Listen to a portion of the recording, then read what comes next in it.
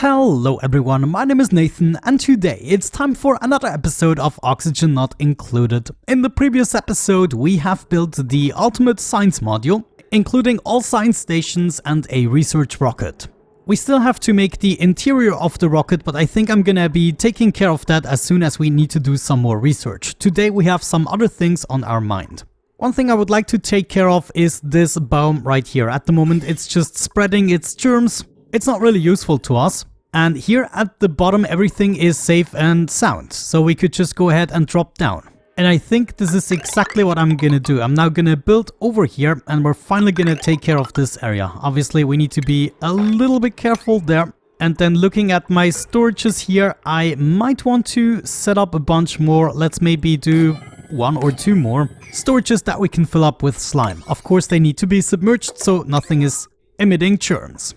We also finally built this ladder over there, and this is the part we can disassemble. Okay, that should be enough for my duplicants to do. There's one change that I made. I put the gas element sensor 1 block up so that more carbon dioxide has to accumulate. I did run into the problem of actually pumping out oxygen, which of course is not what we want if we put it directly back into the carbon dioxide engine. So now all of this carbon dioxide has to accumulate, and then if we get to the second layer, then there shouldn't be any risk of pumping oxygen. But other than that, I'm pretty happy with the module. Of course, every time a duplicant goes ahead and uses the rocket, we're gonna lose a little bit of pressure, but that is fine. I made sure to power it up, so at least it goes a little bit quicker. Now, if we have a look down at the geothermal power plant, you can see some stuff happened and we actually overheated, and that is not the problem of the system, it's the problem of the cooling, namely my steam vent went dormant. So right now we have nothing to cool and therefore this loop has never been moving. So in the long run, this is not a satisfactory solution, and I would say we rather switch to a AQUATUNER sooner than later. I mean, right now we still have everything under control, but it's just not worth it, right?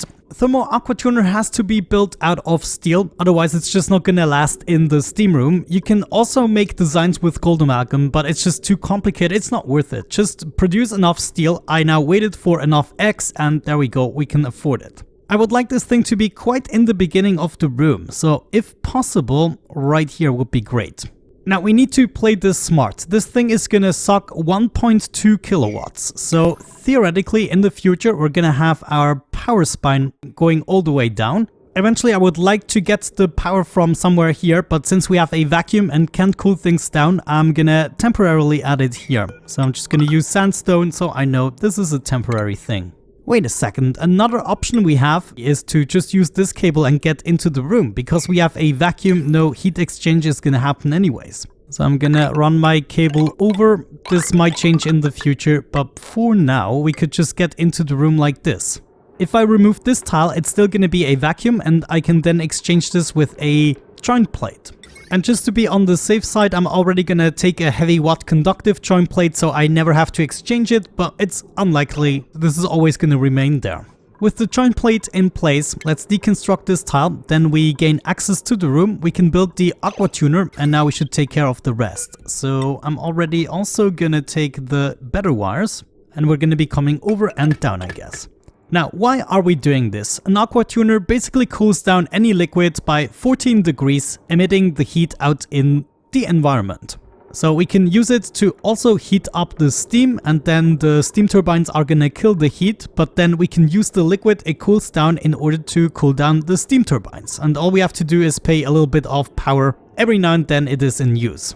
So I think what I'm gonna do is add a liquid reservoir here, and we're gonna fill this up with either water or polluted water. Since we already have all that nice polluted water here, I think we're just gonna continue the line. Yeah, we can just go straight through here and then fill this up.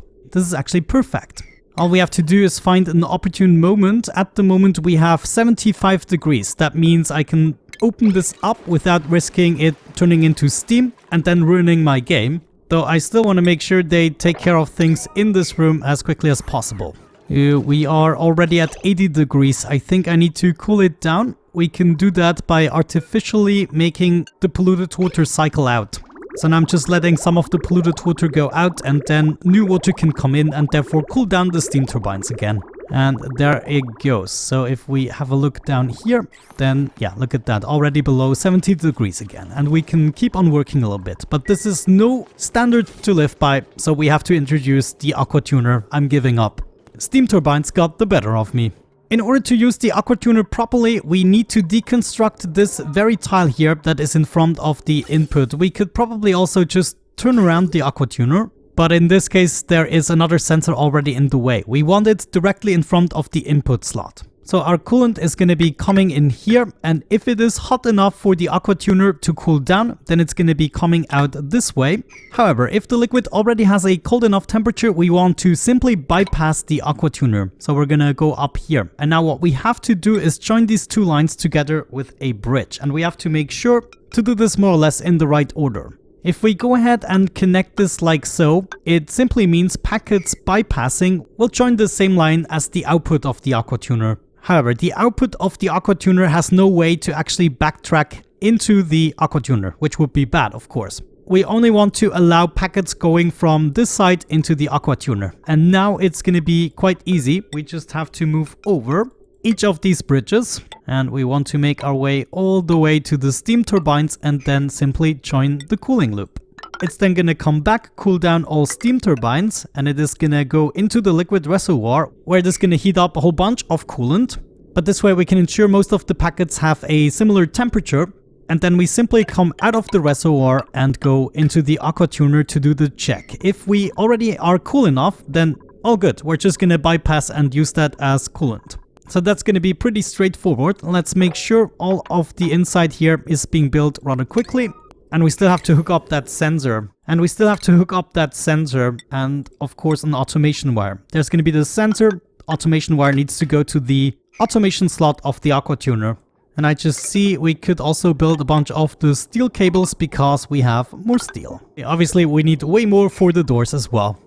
Okay, that was actually a little bit close. I had to plug up the hole here because the brine was slowly dwindling, so I installed another bottle emptier, and now we are replenishing the brine. I decided to solve this easier by just also cooling down the brine in the future. So once we need to get back in here to do some modifications, we can always do so. Of course, it would have been easier to make a liquid lock out of oil. That would save us the troubles, but you know, it's just a one-time thing really. I also decided to run the cable upstairs because obviously we want to fill out the bottom part with steam turbines. I'm gonna wait for at least 500 kilograms of brine in the upper tiles before we open this up again. But other than that, everything is installed, and maybe looking at it with the built version and not the blueprint, it's easier to understand. Now, since we're using polluted water, we can go down all the way to minus 20 degrees without issues. So I would say we are cooling down the liquid even if it is at 0 degrees. This means the coolant is going to be 0 degrees, and this is only happening because of the liquid reservoir. If you don't have the liquid reservoir, then the coolant is going to be generally below the 0 degrees. But because we are sending cool liquid through the loop and then it is cooling down the liquid reservoir, as soon as it hits the 0 degree mark, the thermal AQUATUNER is going to be disabled. And this is why it's always better to have a liquid reservoir in the loop in order to control the temperatures correctly. However, the liquid has to be able to take it. If we cool it down at 0 degrees, it's going to be minus 14 and still not freezing. Okay, let's try it again. We're gonna make our way in here, finish the build, and then plug it up immediately again. And to finish the build, we also have to finish the cabling here. Okay, and we just need to observe this. As soon as it gets too close to 0, I might want to plug this up again. We cannot afford actually getting the steam in here. It happened to me twice in the previous episode, and it was no pleasure. We're down to 300 kilograms. Come on, duplicants, do it quicker. Is somebody coming with new brine, please? Otto, thank you very much. Jeez, it's not quick enough. We're already down to 260 kilograms again.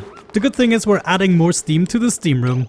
But there we go. I think we're done. Are we? Yes. Okay, so let's plug this up again. High priority. We're also gonna clean up after ourselves, and then I guess we don't need the brine anymore. Alright then, let's start to borrow some polluted water and we're gonna start to fill up the reservoir. Let's actually do that for a brief moment. I don't want the water to go out quite yet. And now we can fill this up with a good bunch, I would say at least 50% or so. Maybe even more considering the loop is really big. Okay, now I have about 4,000 kilograms in the reservoir, meaning we don't really need this connection here anymore. We can get rid of this and that pipe and instead we're gonna connect you. And all we need to do is hook up the reservoir again so the liquid can run out. Great, and now because we are above the 0 degrees, it's going through the AQUATUNER, through the output, and it's going to do that at a regular pace because everything comes out at the exact same temperature basically. And as soon as we reach the 0 degrees, it's going to bypass instead. I noticed AQUATUNER designs can sometimes fail if you have many packets coming in at various temperatures, and then sometimes if the loop doesn't run smoothly, it can cause a real mess. Now, of course, in the beginning, we're going to be using an awful lot of power, 1200 watts. That is absolutely fine because as soon as we cool this down to 0 degrees, then we're not going to use the AQUATUNER quite as much. And with that out of the way, we should be getting cooler and cooler if it works out. Maybe we'll have to increase the amount of radiant pipes again. As a matter of fact, we're coming in at -4 degrees and after the first radiant pipe, it is at -1.8. You know, since we have our dedicated system now, I feel like 3 pipes are the better solution. I went with 1 pipe before because I didn't want to take away from the cooling power upstairs. But now we're not gonna need this cooling loop anymore. This can then directly hook up to the other guy. Let's actually disconnect this and make sure this gets running for a little bit. I just have to switch the sensor. We're gonna allow the water to drain and then we are gonna intake the new water. And this way we can get rid of the remnants of the past. I'm just gonna clean up those pipes and then we might want to observe this a little bit, at least until we have reached the 0 degrees.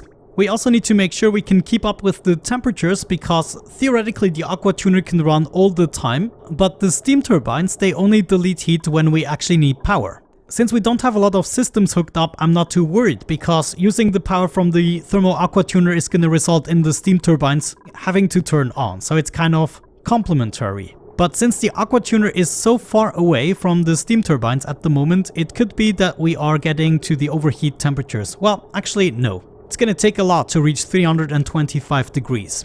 It's just something I wanted to mention, basically. And will you look at that, we are already at 29 degrees for our steam turbines. They went down from 77 degrees. Overall temperature currently at 4.2 degrees. We managed to cool it down by another 3 degrees.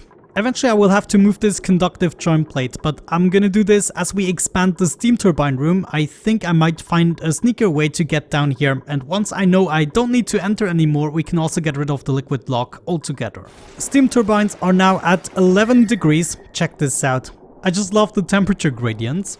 It would be nice to clean this up a little bit. Maybe I can manage to just swoop up a little bit of water, but it is pretty annoying because the water is basically sitting on top of the brine. I will have to fix that once we open up the room. As a matter of fact, do we have enough steel? We have enough steel for another door, so I might just go ahead and expand the room now. And with the new cooling system, I'm pretty confident this is never gonna overheat anymore, so I'm also not afraid of introducing steam to the system. Maybe instead of having the door here, we can go ahead and have it there. This way I can be lazy for just a bit longer and leave the smart battery in place. We're gonna come over with the power, come over with the automation wire, and then all the pipes and everything we have already installed. Great, okay. So the only thing that's missing is a steam turbine, I guess. Yeah, sure, let's freaking do it. Yeah, you know what? Maybe we just redo the brine. This is not a bad idea. We're gonna build another bottle emptier and just mop this up, you know. We should have a little bit of time now the turbines are cool. Oh jeez, this is actually going quickly. I don't want them to heat up again, so I'm just gonna quickly disable them. And then I was thinking we could also just use water instead of brine. This cooling system is not gonna go above the 100 degrees, and still if it does, it's gonna be in that enclosed room. Also, we have to make sure this is actually enclosed, especially because of this joint plate that is gonna get hot pretty soon. So I wanna make sure we build a tile there. Go.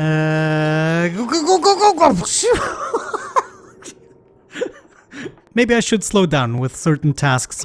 Okay, I'm gonna do 1 or 2 more bottles and then I think we should have enough water.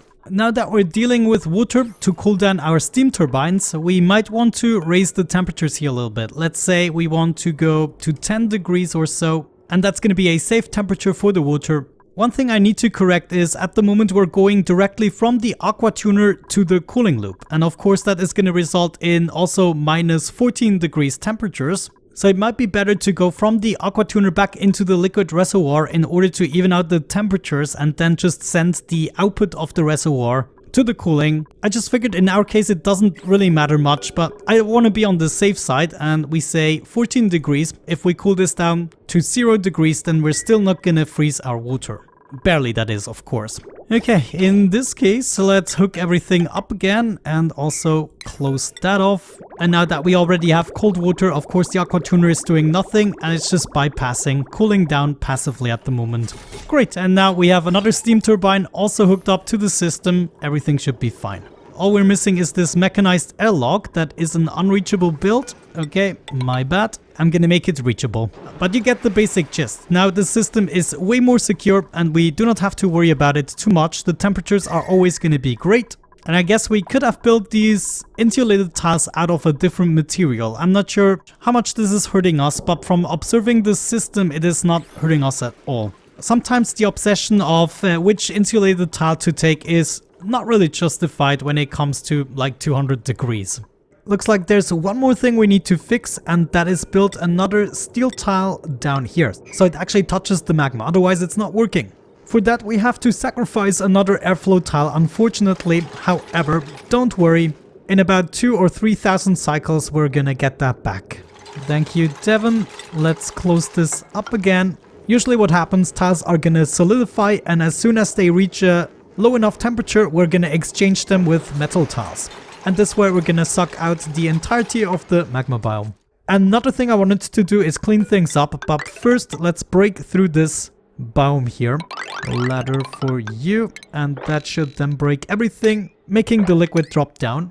I still don't want to break the abyssalite layer, so we can keep this cold biome separate. Once we collect all the materials here at the bottom, I also want a quick way to pick them up, and you actually suggested the sweepy dock. Maybe we still have to unlock that. Artificial friends, yes indeed, and it's going to be easily unlocked. The sweepy dock deploys an automated sweepy bot to sweep up solid debris and liquid spills. Basically, whenever you have a flat surface with a lot of debris, the sweepy dock is able to collect them in a centralized location where duplicants are able to pick it up near a transit tube access point, for instance. So that is going to be kind of convenient. Of course, I already took apart all the old science equipment. Now all the science is going to be conducted in the new module. So if I'm not mistaken, Devon should be coming soon. I guess they're taking care of some flowers or pooping. It had to be one or the other, I knew it. Yeah, I feel much better now that this is a self-containing system. Looks like as soon as we place the steam turbines, the tiles actually change temperatures. I never noticed that before. But you can see, the AQUATUNER is barely running. It is really worth it. So my biggest incentive at the moment to reach other planetoids is to get more steel. Mainly the ingredient lime. By the way, I installed another airflow tile instead of the sensor because my duplicants were able to actually reach this farm tile. I don't want them to do that, certainly not when the material study terminal lays dormant. Maybe another thing we could just go ahead and keep doing is expand the corridor here together with our sandstone layers. You know, just over the course of the next few episodes we're just gonna keep working on that.